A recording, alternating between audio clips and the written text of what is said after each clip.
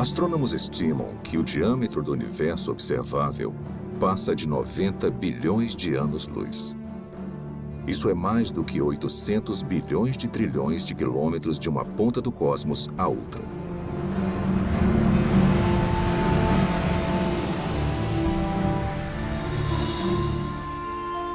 O universo contém pelo menos 170 bilhões de galáxias, com tantas estrelas e planetas que superam em número a quantidade de grãos de areia em todas as praias do mundo.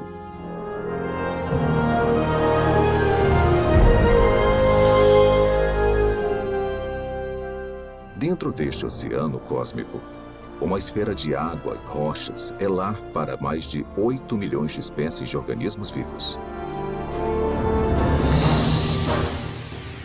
Esta realidade inspirou inúmeras especulações, incontáveis teorias e uma pergunta muito intrigante.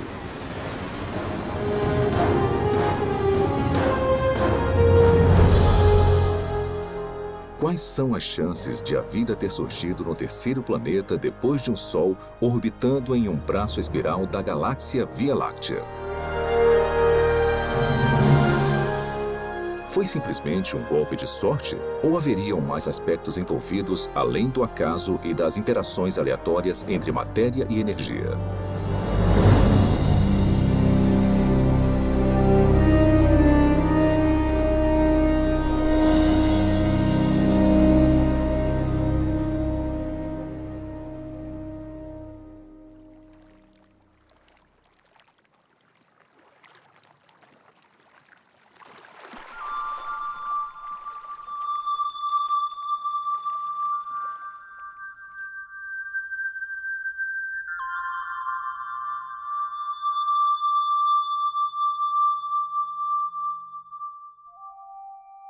Sendo os habitantes humanos da Terra, é fácil subestimarmos a vida.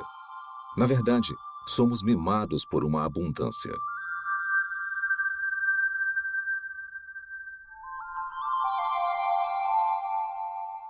O nosso clima e a nossa geografia suportam uma biosfera que pode ser única no universo. E basicamente não há lugares muito quentes, muito frios ou muito isolados para os organismos vivos prosperarem.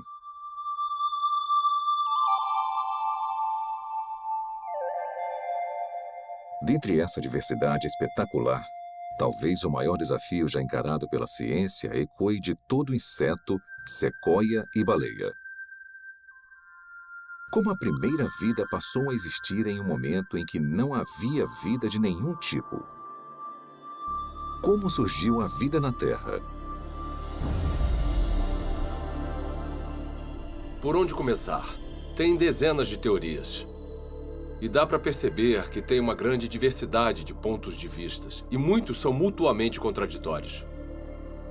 Para começar a tentar decifrar o mistério, você precisa fazer suposições sobre o que deve ter acontecido num passado distante. Não há provas diretas, porque não tinha ninguém lá para testemunhar o evento. E não tem praticamente nenhum registro fóssil. O que nós nunca observamos, são compostos químicos sem vida, formando uma célula. Então, temos um campo de pesquisa em que a ação importante já aconteceu.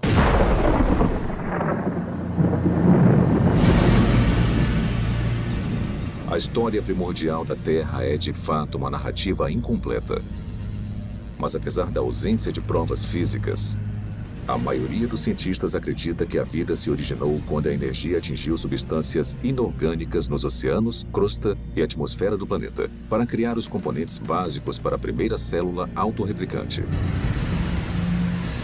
Ao pensar na origem da vida, as regras, e não digo da própria ciência, mas da filosofia subjacente, as regras dizem que para resolver o problema, você pode usar matéria, energia, lei natural, irregularidades naturais e processos do acaso. Mas o seu kit de ferramentas acaba aí. O que você não pode usar, de acordo com as regras, as ditas regras da ciência, é mente ou inteligência. Se tivermos que dar um nome a essa posição, não tem um nome melhor do que materialismo científico. Uma filosofia que diz que a única explicação aceitável deve ser dada com base na matéria e na energia. E se você não consegue resolver o problema com essas ferramentas, você não pode mudar as regras. Então, partindo dessa perspectiva, como a vida se originou a partir de apenas matéria e energia? Agora, tenta resolver o problema. Como construir uma célula? Toda vida que já existiu na Terra é composta de células. E os indícios para sua origem estão entrelaçados em uma rede de máquinas moleculares.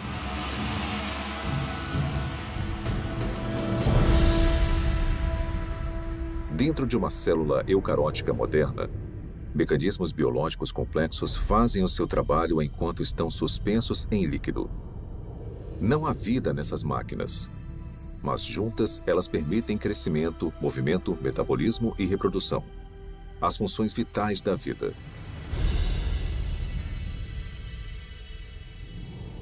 Cada componente dessa fábrica celular é feito de grandes moléculas compostas. E as mais numerosas são as proteínas.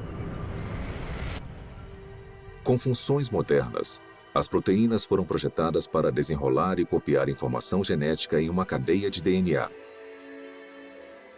Desencadear reações químicas com formatos encaixáveis. Controlar a passagem de eletrólitos e nutrientes pela membrana celular. Tipo de proteína, cinesina. E carregar recipientes cheios de carga por andaimes, também feitos de proteína, que se montam sozinhos e vão até os lugares necessários da célula. Ampliado 500.000 vezes, um glóbulo vermelho contém 280 milhões de proteínas hemoglobinas, cada uma com a função de carregar oxigênio. Isolando uma delas, descobrimos que cada proteína é feita de centenas de moléculas menores, chamadas aminoácidos. São encontrados 20 tipos diferentes de aminoácidos em organismos vivos.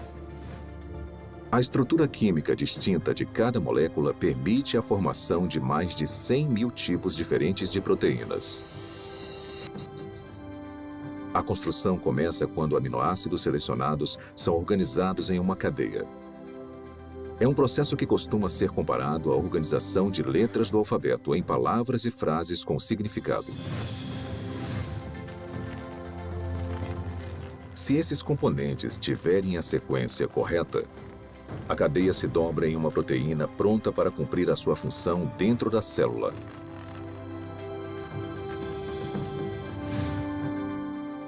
Mas se os aminoácidos forem arranjados na ordem errada, a cadeia não vai se dobrar e eventualmente será destruída. A célula viva mais simples contém pelo menos 300 tipos diferentes de proteínas e o mecanismo biológico necessário para crescer, se reproduzir, converter energia, guardar e processar informação genética e proteger os seus conteúdos do mundo externo. Componentes e funções similares também seriam necessários na primeira célula viva. Agora vamos aplicar essa química básica a uma teoria familiar para a origem da vida. Os cientistas especulam há muito tempo sobre oceanos primordiais cheios de aminoácidos que flutuavam como carrinhos de bate-bate. Talvez algumas dessas colisões aleatórias tenham produzido uma cadeia longa o suficiente para se dobrar em uma proteína. Depois, mais aminoácidos se juntaram a mais cadeias que se dobraram em ainda mais proteínas. Simultaneamente, outras moléculas complexas, incluindo ácidos nucleicos, gorduras e açúcares, também se juntaram para formar componentes essenciais. Então, sem previdência ou direção, a combinação certa de moléculas se juntou de alguma forma nessa sopa química para formar uma membrana que envolvia todas as máquinas específicas necessárias para uma célula autorreplicante. E pronto! Vida a partir de uma matéria não viva. Tudo parece tão plausível.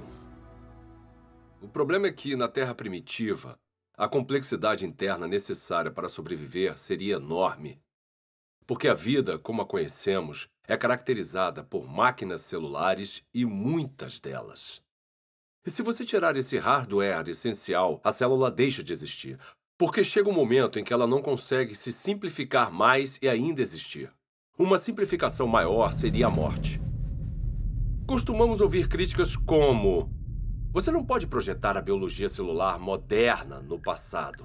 Porque o que quer que tenha sido a primeira célula, ela era mais simples do que o que vemos hoje. Tudo bem, eu posso entender isso como uma premissa. Descreva então a primeira célula. Membrana celular. Para ser a célula viva, você precisa de uma barreira, uma membrana que a proteja do resto do ambiente. Essa membrana precisa permitir seletivamente a passagem de nutrientes específicos e matérias-primas necessários para combustível e energia. Você também vai guardar grandes quantidades de informação genética em cadeias de espiral de DNA. Essas instruções detalhadas para a vida são copiadas com uma precisão notável. Então, em fábricas chamadas ribossomos, essa informação é convertida em cadeias de aminoácidos e proteínas. Replicação celular. Por fim, você vai estar equipado com tudo o que precisa para reproduzir as gerações futuras de células. Essas funções básicas são realizadas por todos os seres vivos. São, de certa forma, características do que significa estar vivo. Então, seja uma célula do passado, uma célula bem simples, ou uma célula mais complicada de hoje em dia, não faz diferença, ela vai precisar realizar essas funções. Grande parte dos químicos acredita, assim como eu, que a vida surgiu espontaneamente, a partir da mistura de moléculas na terra prebiótica. Como? Eu nem imagino. George Whiteside, químico, Universidade Harvard. Apesar dos assombrosos obstáculos, a noção de que componentes químicos básicos se organizaram para formar uma célula viva é sugerida no mínimo 150 anos. Em 1871, Charles Darwin escreveu uma carta na qual descreveu um pequeno lago morno com todos os componentes químicos certos para criar a vida. Meio século depois, o bioquímico russo Alexander Oparin expandiu as ideias de Darwin. Em seu livro A Origem da Vida, ele teorizou sobre uma sopa primordial e uma progressão gradual de uma química simples até uma célula viva. Então, em 1952, essa hipótese foi testada. Stanley Miller, um aluno de pós-graduação da Universidade de Chicago, tentou determinar se uma química simples poderia produzir componentes reais de vida. O jovem cientista construiu um equipamento de vidro para simular o ciclo de água antigo e o encheu com uma mistura de gases que supostamente compunham a atmosfera da Terra primitiva. Miller aqueceu os componentes e atingiu os gases com descargas elétricas. Faíscas elétricas para desencadear uma reação. Poucos dias depois, um lodo parecido com piche se formou no vidro. Nele, Miller identificou 4 dos 20 aminoácidos encontrados em proteínas. Pela primeira vez, sob condições supostamente naturais, moléculas cruciais para a vida foram geradas a partir de matéria e energia. Houve muito alvoroço quando o experimento de Miller foi publicado pela primeira vez, porque parecia ser fácil conseguir os componentes dos seres vivos. E se era fácil conseguir os componentes, talvez não fosse tão difícil transformar esses componentes químicos nas primeiras células vivas. Apesar de sua premissa ser inovadora, o experimento de Stanley Miller logo foi considerado muito falho, pois ele não havia usado os gases corretos, negligenciando o nitrogênio, o dióxido de carbono e o oxigênio, que teriam destruído as moléculas necessárias para a vida na Terra primitiva. Mas apesar dos erros, o trabalho de Miller inspirou outras tentativas de recriar as condições pré-bióticas. Hoje, após décadas de investigações, a esperança de se encontrar uma solução de forma simples e clara já não existe mais. Mesmo assim, as pesquisas sobre a origem da vida continuam por todo o mundo. Sua hipótese essencial de que as células vivas surgiram através da química natural agora é conhecida como evolução química. A evolução química vem com muita bagagem. E se você for levá-la a sério como uma explicação para a origem da vida, com certeza você também precisa levar a sério certas propriedades fundamentais da biologia.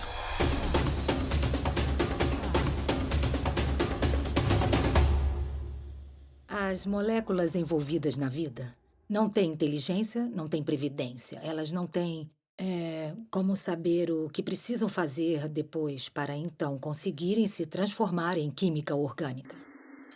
Se eu colocar aminoácidos em um tubo de ensaio no meu laboratório, mesmo se eu esquentar e misturar muito bem, e fizer isso por 100 anos, 1000 anos, 10.000 anos ou 1 milhão de anos, nada aconteceria. Aminoácidos, nucleotídeos, lipídios. Sozinhos, eles não representam a vida. São inertes. Não se reproduzem, não guardam informações. De certa forma, são ingênuos. Eles não acordaram um dia e falaram: "Ei, vamos nos juntar e construir uma célula que consiga se replicar." Isso não aconteceu. A química por si só é indiferente ao fato de algo estar vivo ou morto. A seleção natural não funciona para criar a primeira célula porque a seleção natural não consegue operar em nada a não ser que tenha alguma forma de herdar e monitorar mudanças e de escolher o melhor sobrevivente para avançar. Para ter alguma seleção, são necessárias células. Então, se você quer explicar a origem das células, você não pode usar a seleção. Porque a seleção exige a existência da mesma coisa que você está tentando explicar. A seleção natural tem que funcionar sobre uma célula que tenha um sistema genético e que seja capaz de se reproduzir. Sem isso, a seleção natural é completamente irrelevante.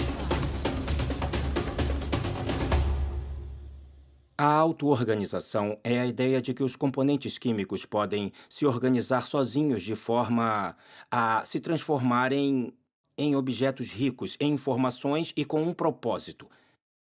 As moléculas e os átomos podem se auto-organizar em um certo sentido. O sal seria um exemplo. No sal, tem íons de sódio e de cloreto. E eles interagem uns com os outros porque têm cargas positivas e negativas. Então, essa afinidade natural leva à formação de cloreto de sódio, cloreto de sódio, cloreto de sódio, que pode se compactar de uma forma estereotipada para criar um cristal.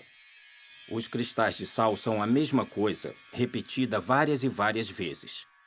Se um cristal de sal fosse um livro, seria um livro com uma palavra só. Geometrias com repetições regulares como essa não carregam um tipo certo de informação. Informação que você precisaria para criar uma proteína. A sequência que vemos em uma proteína é altamente irregular. Não tem como prever qual vai ser o próximo aminoácido com base nos que já apareceram. Então, a auto-organização que nós observamos no mundo natural é o tipo de processo errado para a construção das estruturas ricas em informações dos seres vivos. Quando você elimina a seleção natural e a auto-organização e percebe que as moléculas não têm a habilidade de pensar ou se programar de forma alguma, o acaso volta à questão. E os cientistas odeiam o acaso como explicação para a origem da vida. Acaso? Por que o acaso é uma opção tão insatisfatória? Talvez porque muitos analistas fizeram as contas e entendem a grande improbabilidade de sucesso.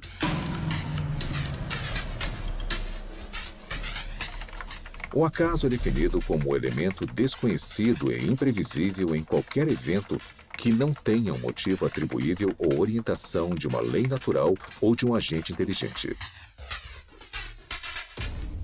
Desde o século XVII, uma ferramenta foi utilizada constantemente para prever o resultado de tais eventos. Se chama probabilidade matemática. De forma bem simplificada, é assim que a teoria funciona. Quando você atira uma moeda e escolhe cara, a probabilidade de você acertar é de 50%, ou uma probabilidade de 1 sobre 2. Se atirar 2 moedas, a probabilidade de tirar cara 2 vezes simultâneas é de 1 sobre 4. 3 moedas e 3 caras em uma única tentativa? 1 sobre 8. Sempre que adicionamos mais uma moeda, a probabilidade de sucesso, nesse caso, tirar só cara na mesma jogada, é reduzida exponencialmente por um múltiplo de 2. Então, se 10 moedas forem atiradas, a probabilidade de tirar cara 10 vezes é de 1 sobre 2 elevado à 10ª potência ou menos de uma chance a cada 1000.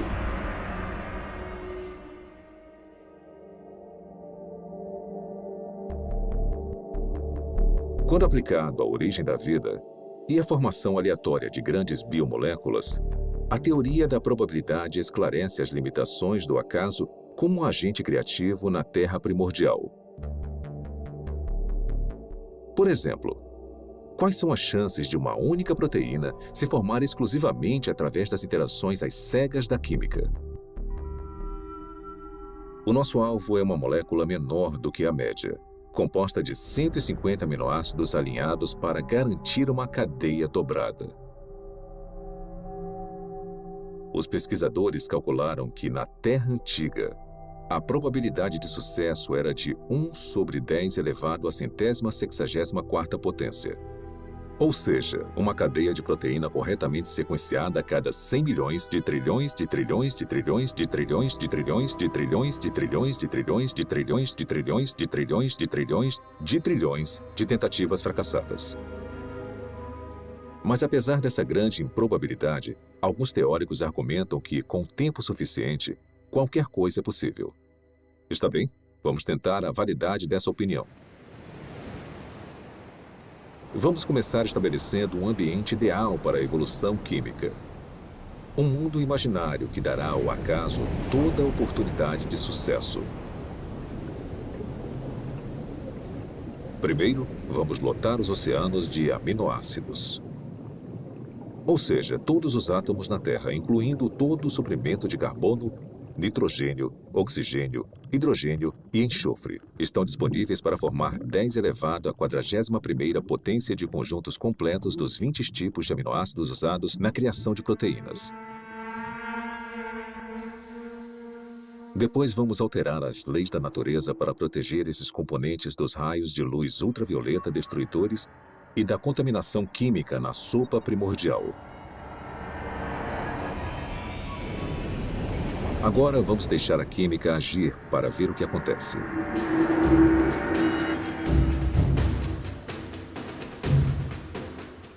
Os aminoácidos começam a se juntar furiosamente. No nosso experimento, uma cadeia inteira com 150 unidades se forma sozinha em apenas 1 segundo. Como os 20 tipos de aminoácidos estão disponíveis, na maioria dos lugares, há uma probabilidade de 5% ou de 1 sobre 20 da molécula correta se alinhar na cadeia. Se a sequência estiver incorreta, a cadeia é destruída imediatamente e se inicia um novo agrupamento. Por todo o planeta, 6 milhões de bilhões de trilhões de trilhões de tentativas vão acontecer a cada minuto.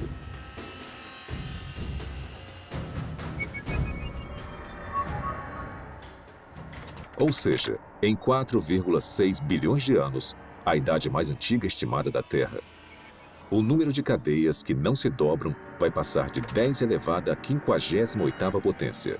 É uma quantidade espantosa, mas não chega nem perto de 10 elevado à 164ª potência. Aproximadamente as tentativas necessárias para se criar uma proteína de 150 aminoácidos por acaso.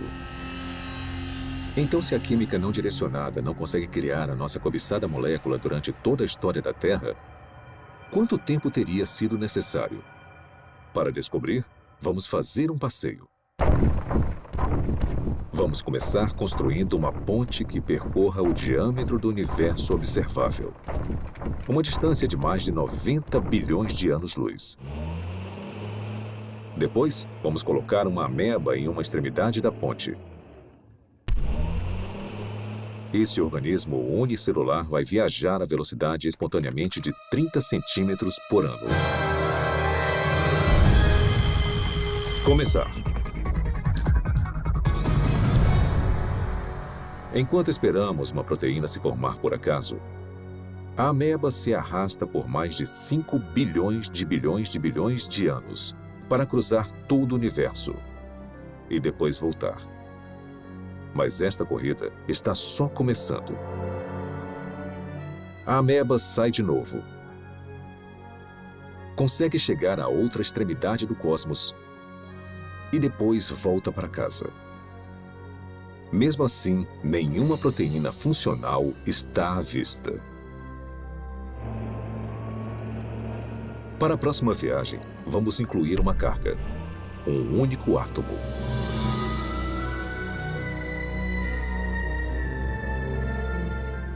Após percorrer lentamente mais de 800 bilhões de trilhões de quilômetros, a ameba deixa a carga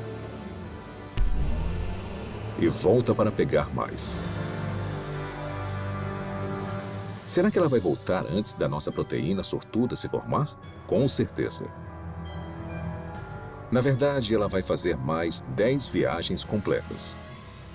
Depois 20, 100, 1000. E ainda não há nenhum sinal de uma molécula utilizável. A ameba continua fazendo viagens completas até carregar todo o átomo da Terra. Depois, todos os átomos do nosso sistema solar. Depois, todo o planeta e estrela da Via Láctea. Um átomo por vez.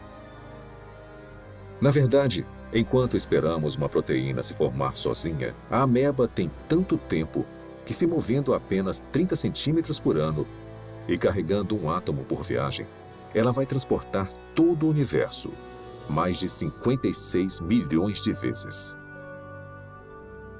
É esse o tempo que demoraria para o acaso criar uma proteína funcional.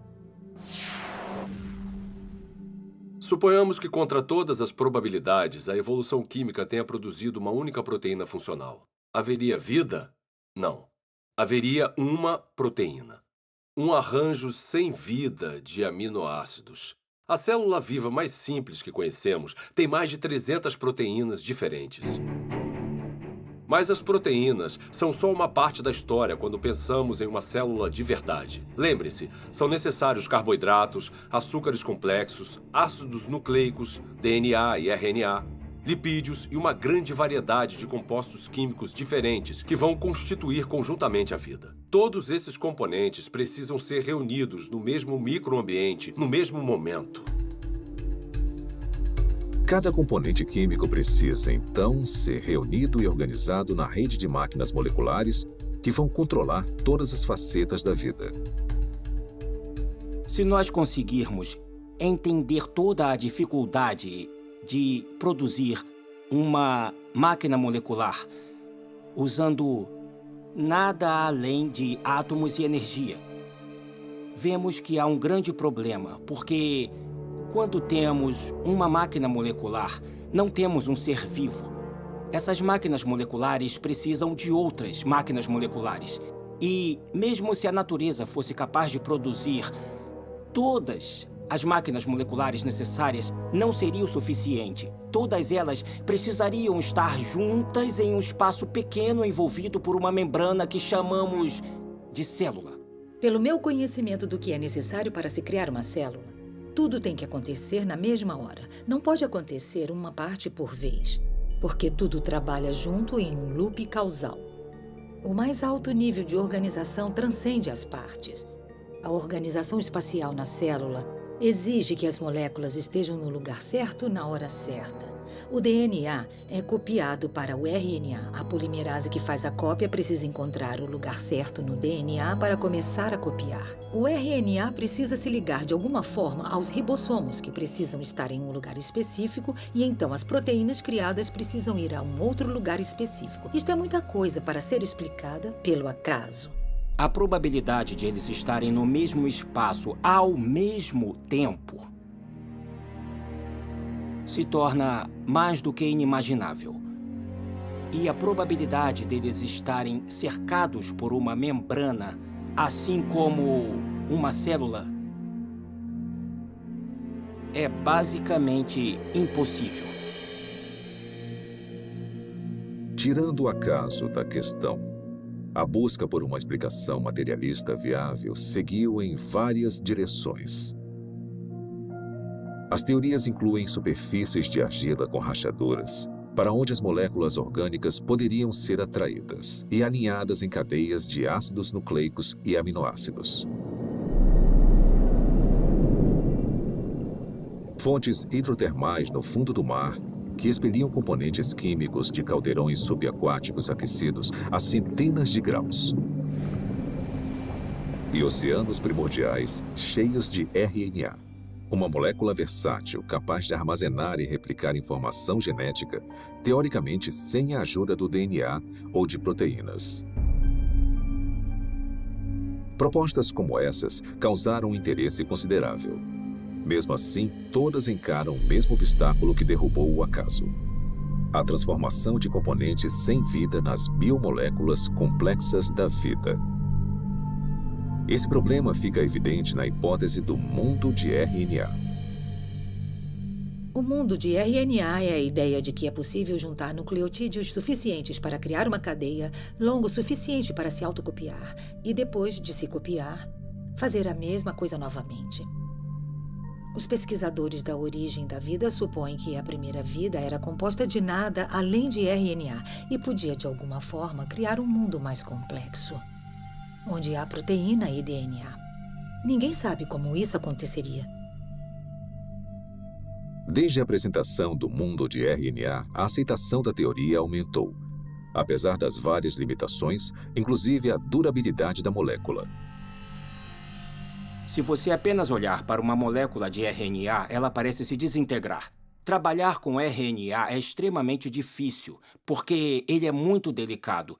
Ele foi criado para ser um depósito temporário de informação. E, em consequência da sua delicadeza, é muito improvável que ele seja útil como algum tipo de ponto de partida para a existência da vida. Então, o RNA não pode preceder a primeira célula porque precisa estar dentro de um ambiente celular para ficar estável, para ser copiado e para ser útil. Hoje em dia, moléculas de RNA são criadas em condições de laboratório. Para muitos bioquímicos, essas cadeias sintéticas de ácidos nucleicos são pelo menos uma confirmação parcial de que a evolução química criou a vida na Terra primordial. Para criar RNA no laboratório, você precisa limpar as superfícies, limpar as pipetas, usar luvas especiais e deixá-lo coberto. E depois torcer para não haver contaminação, porque se houver, o RNA já era. Depois, você precisa resolver o problema do sequenciamento. Então, você precisa de cientistas trabalhando duro para sequenciar o RNA, tentar combinações diferentes e encontrar uma que possa se copiar. Depois, você precisa ter uma cadeia complicada de RNA, que consiga funcionar como a herança e como a enzima no sistema. E as maiores mentes do mundo estão trabalhando nisso, mas ainda não conseguiram resolver o problema. Refletindo sobre a origem da vida e as implicações do RNA sintético, o químico Robert Shapiro observou: a falha nesse tipo de pesquisa não é a química. A falha é a lógica de que o controle experimental de um laboratório moderno estaria disponível na Terra primordial. Na verdade, as chances contra o RNA se formar sozinho são astronômicas.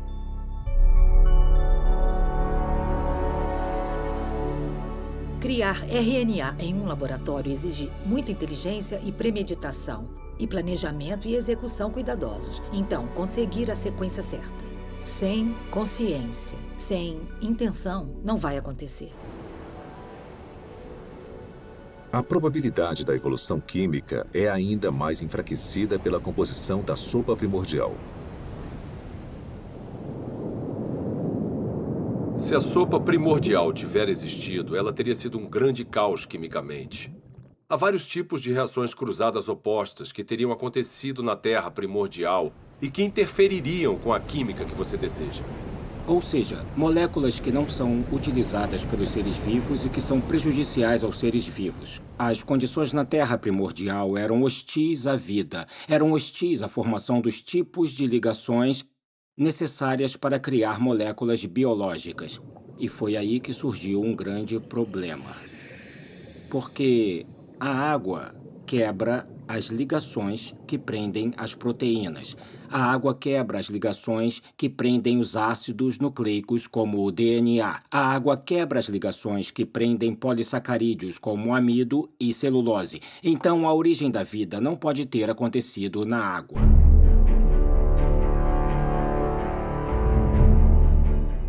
Encarando desafios intransponíveis na Terra, alguns cientistas expandiram as fronteiras de suas buscas. Em 1976, o biólogo vencedor do Prêmio Nobel Francis Crick propôs uma alternativa radical para a origem da vida. Crick sugeriu que o nosso planeta foi semeado com organismos microscópicos, que foram transportados de outra parte do universo, por uma civilização alienígena. Essa teoria é chamada de panspermia. 5 anos depois, o físico Fred Hoyle ofereceu uma versão modificada de panspermia, quando teorizou que as cadeias de DNA haviam sido criadas por uma inteligência de uma galáxia distante e se espalharam como sementes de dente de leão em um dia de ventania. Parte desse material genético chegou na Terra. Outra versão da teoria, popularizada pela Rocha de Marte, um meteorito descoberto na Antártida, afirma que micróbios evoluíram em outro lugar da galáxia e vieram até a Terra, em cometas e asteroides. De alguma forma, podemos falar que a panspermia é um abandono da ciência, porque ela coloca o problema além da examinação. Se a ciência nos diz que a vida provavelmente não começou a existir por conta própria aqui na Terra, então deve ter vindo de outro lugar. Mesmo que pareça um filme de terror ruim dos anos 1950, veio do espaço sideral. Se eu não consigo explicar a vida no planeta Terra, porque, digamos, a atmosfera necessária é geologicamente implausível ou porque eu não consigo a quantidade suficiente de moléculas biologicamente relevantes, esses problemas vão existir em qualquer outro planeta onde postularmos que a vida se originou. Não podemos apagar esses problemas mudando de lugar para outra parte da galáxia. Resumindo, a panspermia não resolve o problema da origem da vida, só o joga para outro local.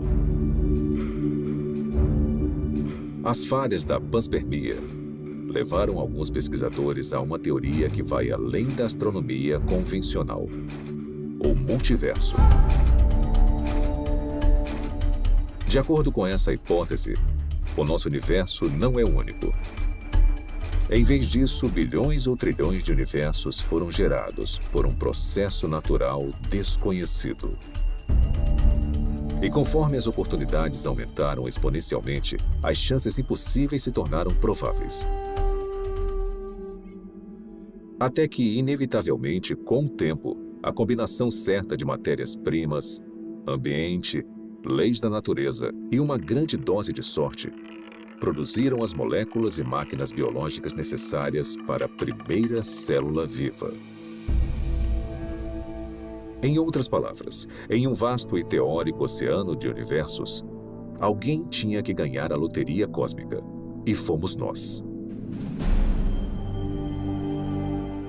Quando eu leio algum livro sobre a origem da vida que considera alguma proposta para a formação, como digamos, de RNA ou proteínas, e até o autor admite que é quimicamente implausível, eu me pergunto como ele se meteu nesse pepino.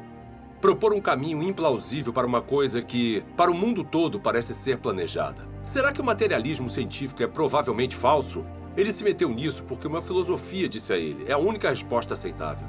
E nesse impasse, eu quero falar ao autor, olha, você sabe que é implausível, eu sei que é implausível. O motivo de ter chegado até aqui, parado na beira desse penhasco que cai na implausibilidade, é porque bem lá atrás, você decidiu que só uma explicação materialista faria sentido.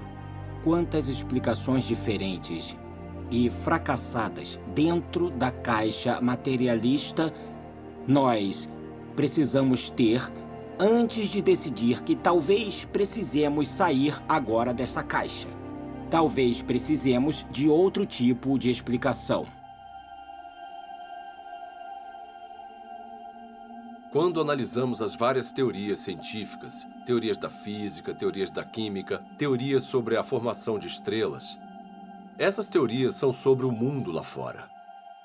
Mas quando falamos sobre a origem da vida, estamos falando de uma teoria que nos envolve. O lugar de onde viemos, nossas origens definitivas, nossas visões de mundo, nossas filosofias, nossa ciência, tudo está ligado. E isso separa a pergunta sobre a origem da vida de todas as outras perguntas na ciência. A ciência natural não está desconectada de tudo o que sabemos ou acreditamos sobre o mundo. Então, uma pergunta limitada e aparentemente técnica, como o RNA surgiu, pode acabar se ligando no tecido da realidade a uma pergunta muito diferente, como: será que Deus existe? Deus é possível? É possível que Deus seja real? Se a vida, com toda a sua riqueza, não surgiu através de um processo estritamente físico ou natural, precisamos ter indícios disso. E eu acho que a origem da vida é o ponto central em que muita coisa acaba mudando. Eu olho para a natureza como um ser humano curioso e me pergunto, na minha visão, quais são os indicadores normais de inteligência? Eu os vejo na vida? E a resposta é, sim, em abundância. O que vemos nos sistemas biológicos é maravilhoso, é lindo, é elegante e quanto mais aprendemos sobre biologia, mais óbvio é o design.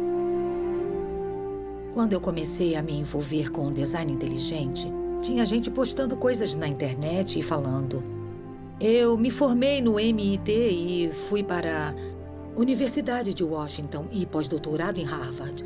E elas falavam coisas como: ela era inteligente. O que aconteceu? Na verdade, o materialismo coloca vendas nos olhos da ciência e nós deixamos passar o que é mais significativo no mundo. Então, esse é um ótimo momento para ser uma cientista, porque nós temos a oportunidade de ver as coisas com novos olhos. A inteligência é extremamente útil como uma forma de explicar a origem da vida que realmente faça sentido com o que observamos na natureza. A natureza parece ter sido criada. A vida pode ter sido criada. O design, a inteligência explicam as coisas como toda a informação que vemos dentro de uma célula. Não tem nada de mágico nos seres vivos. Eu sou um cientista, eu não acredito em mágica. Eu acredito em mecanismos e causas que são suficientes para atingir o fenômeno que eu observo. A inteligência é suficiente. A inteligência é necessária. Portanto, a inteligência é a conclusão na qual eu chego.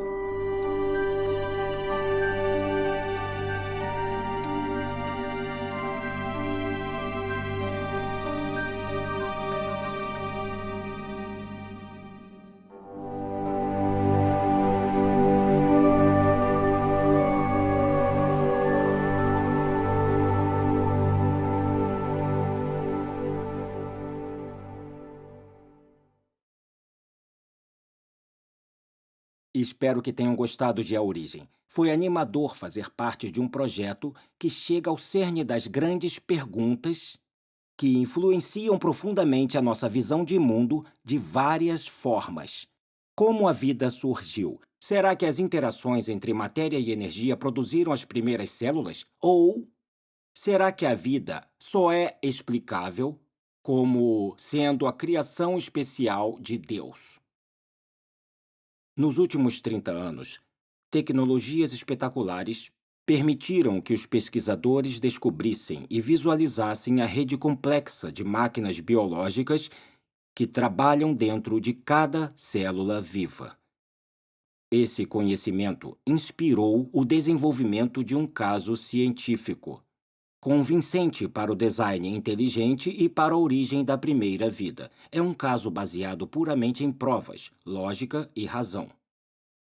Agora queríamos mostrar um pequeno vídeo que explica os princípios básicos dessa teoria, que algum dia pode revolucionar a forma como a ciência é praticada, ensinada e entendida por todo o mundo.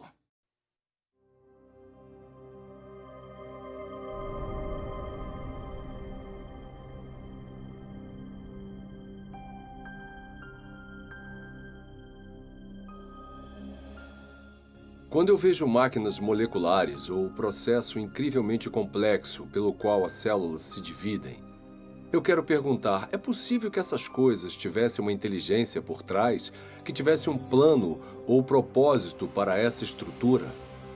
A ciência precisa ser uma busca pela verdade sobre o mundo. Não devíamos pré-julgar o que pode ser verdade. Não devíamos dizer, eu não gosto dessa explicação, então vou deixar de lado. Em vez disso, quando encontramos um mistério na natureza, precisamos pensar em toda a causa possível que possa explicar esse mistério. Um dos problemas que eu tenho com a teoria evolucionista é que ela descarta forçadamente um tipo de causa antes mesmo que as evidências mostrem alguma coisa. E a causa descartada é a inteligência.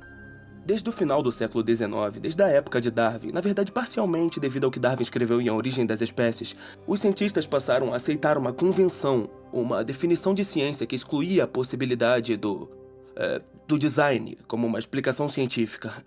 E essa convenção tem um nome, se chama naturalismo metodológico. Isso significa que para ser científico, você precisa se limitar às explicações que envolvem apenas causas naturais. Você não pode definir a inteligência como uma causa.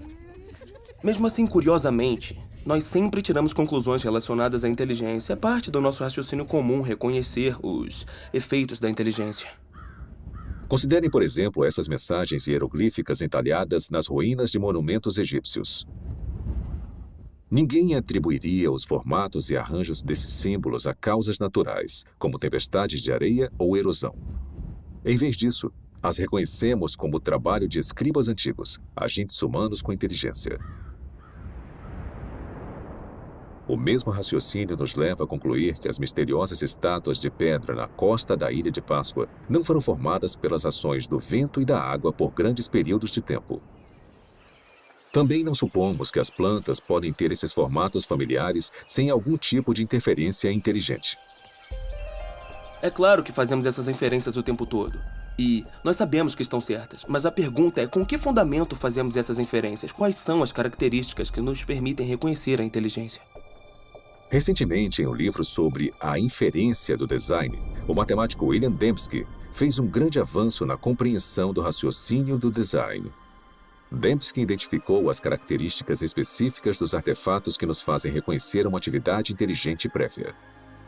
Eu cheguei a essa conclusão analisando a forma como nós pensamos sobre o design. Quais são os passos lógicos que nós percorremos para chegar à conclusão de design. Então, o que eu tento fazer é estabelecer critérios confiáveis, empíricos e cientificamente rigorosos para decidir se alguma coisa foi de fato projetada. Eu analisei a lógica por trás e o que eu descobri foi que são necessários improbabilidades, especificação e o tipo certo de padrão, padrões objetivos. De acordo com Dembski, seres humanos detectam corretamente a atividade da inteligência quando observam um objeto ou evento altamente improvável, que também tem um padrão reconhecível. Um padrão desses é encontrado em Black Hills, na Dakota do Sul. Se você viajar ao oeste, vai ver vários formatos diferentes nas montanhas. A maioria não significa nada, são apenas rochas espalhadas em vários padrões. Mas o que você não vê são os rostos de Lincoln, Jefferson, Ted Roosevelt e George Washington nas montanhas. O único lugar onde você vê isso é na Dakota do Sul. E isso está lá porque um escultor excêntrico decidiu que queria honrar esses presidentes e passar grande parte da vida esculpindo os rostos deles em uma montanha. Esse padrão é improvável. Uma encosta aleatória também é improvável, mas uma encosta aleatória não especifica nada. Mas nós sabemos que tinham 4 caras que foram presidentes dos Estados Unidos com um padrão específico nos rostos. E esses padrões na encosta da Dakota do Sul combinam com esses rostos familiares.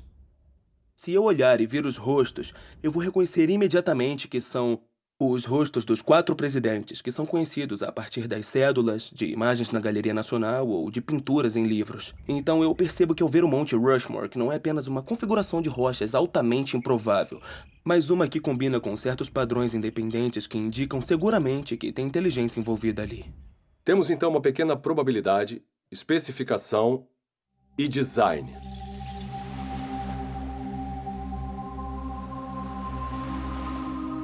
Em uma praia, outro padrão improvável gravado na areia ilustra como nós detectamos o design.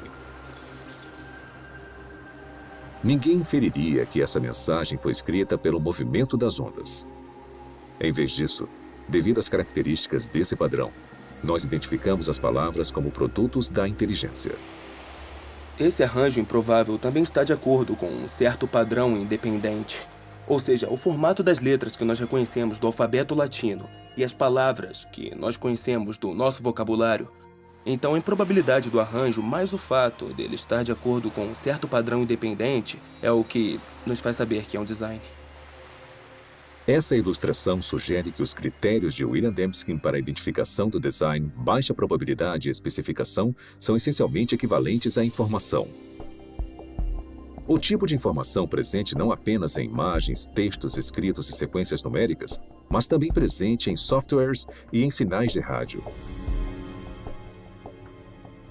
A habilidade de detectar informação em transmissões eletromagnéticas tornou possível uma busca única por inteligência.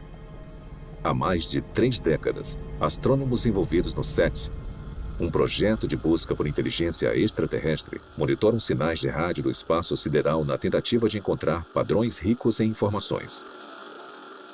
Tipicamente, radiotelescópios recebem ruídos aleatórios ou sinais repetitivos simples produzidos naturalmente por estrelas, galáxias e outros objetos celestes. Mas os astrônomos reconhecem que, se identificarem um sinal contendo informações, ele confirmaria a existência da vida inteligente fora da Terra. Alguns especulam que uma civilização extraterrestre possa ter tentado se comunicar transmitindo mensagens na linguagem universal da matemática. Talvez usando um padrão reconhecível, como uma série de números primos. Isso não acontece por acaso. São necessários complexidade ou improbabilidade, vários números primos e também ter um padrão. E tem que ser o tipo de padrão certo, não um padrão que você está impondo. É um padrão que existe objetivamente. Até hoje, a pesquisa do SETI falhou em detectar qualquer padrão ou informação que indicaria que há inteligência em uma galáxia distante. Mas em outro universo, mais próximo de nós, cientistas descobriram uma gama de informações dentro do núcleo da célula viva. O DNA tem uma estrutura ideal para carregar informação. Nos A's, C's, T's e G's, as bases da dupla hélice do DNA, há o potencial para armazenar uma grande quantidade de informação. Na verdade, não há nenhuma entidade no universo conhecido que armazene e processe mais informação de forma mais eficiente do que a molécula de DNA. Um conjunto completo do DNA humano tem 3 bilhões de caracteres individuais. Análises das regiões codificadoras da molécula de DNA mostram que seus caracteres químicos têm um arranjo específico que lhes permite transmitir instruções ou informações detalhadas, como letras em uma frase com significado ou dígitos binários em um código de computador. Bill Gates disse que o DNA é como um programa de computador, mas muito mais complexo do que os que nós conseguimos criar. Se você pensar sobre isso, mesmo que por um minuto, é uma observação altamente sugestiva, porque nós sabemos que o Bill Gates não usa vento, erosão ou um gerador de números aleatórios para criar um software. Na verdade, ele usa engenheiros inteligentes, engenheiros de software. Então, tudo que sabemos com base na nossa experiência sugere que os sistemas ricos em informação são criados a partir do design. Mas o que pensar sobre o fato de que há informação na vida? Em toda célula viva de todo organismo vivo. Esse é o mistério fundamental de onde vem essa informação? Nos últimos 15 anos, o filósofo e cientista Stephen Meyer trabalhou para responder a essa pergunta. Meyer criou um argumento para desmontar que o design inteligente é a melhor explicação para a origem da informação necessária para criar a primeira célula viva. A informação que a molécula de DNA usa. Faz parte da nossa base de conhecimento o fato de agentes inteligentes poderem criar sistemas ricos em informações. Então, o argumento não se baseia no que não sabemos, mas sim no que nós sabemos sobre a estrutura de causa e efeito do mundo. Sabemos que, até agora, não há uma explicação naturalista. Nem uma causa natural que produza informação, nem seleção natural, nem processos de auto-organização e nem o puro acaso. Mas nós sabemos de uma causa que é capaz de produzir informação, que é a inteligência. Então, quando as pessoas inferem o design a partir da presença de informação no DNA, estão fazendo na prática o que se chama nas ciências históricas de uma inferência à melhor explicação. Quando encontramos um sistema rico em informações na célula, na molécula de DNA especificamente, podemos inferir que a inteligência teve um papel na origem desse sistema, mesmo não estando lá para observar o surgimento do mesmo. Há 150 anos, Charles Darwin transformou a ciência com a sua teoria sobre a seleção natural. Hoje, essa teoria encara um desafio formidável. O design inteligente provocou uma descoberta e um debate intenso sobre a origem da vida na Terra. E para um número cada vez maior de cientistas, ele representa um paradigma. Uma ideia com o poder de, mais uma vez, redefinir os fundamentos do pensamento científico. Durante o século XIX, os cientistas acreditavam que haviam duas entidades fundamentais, matéria e energia.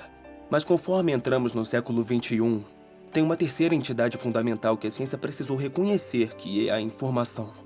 Então, à medida que encontramos a biologia da era da informação, cresce a suspeita de que o que vemos na molécula de DNA é, na verdade, um artefato da mente, um artefato da inteligência. Uma coisa que só pode ser explicada através do design inteligente.